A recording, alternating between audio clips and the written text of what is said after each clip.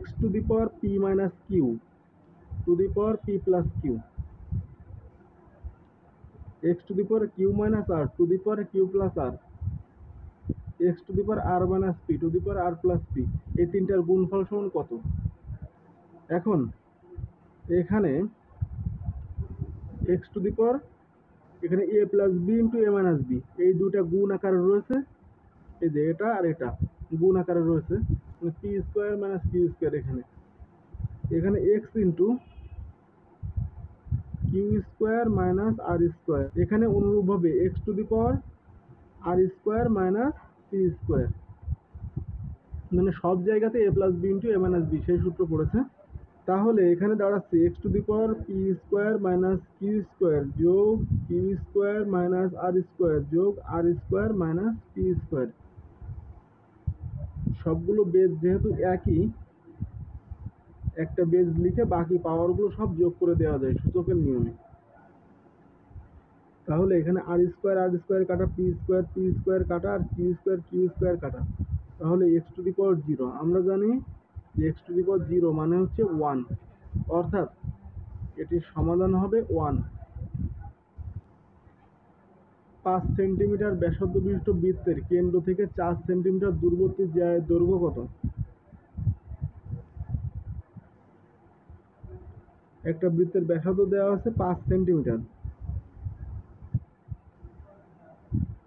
এই কেন্দ্র থেকে 4 সেন্টিমিটার দূরবর্তী জ্যায়ের দৈর্ঘ্য কত? এই জ্যায়ের দৈর্ঘ্যটা চেয়েছে।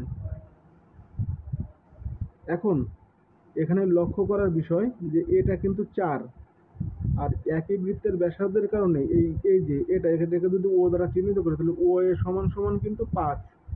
তাহলে এটা যদি 5 হয়, এটা যদি 4 হয়, তাহলে এটা একটা সমকোণী ত্রিভুজ, তাহলে এই লম্বটা হবে হচ্ছে 3। এখন এই যে এইটুক হচ্ছে 3, যা হচ্ছে জ্যায়ের অর্ধেক। এখন টোটাল জ্যাটা তাহলে কত হবে? 3 গুণ 2 অর্থাৎ 6। জ্যা এর দৈর্ঘ্য হবে 6 সেন্টিমিটার।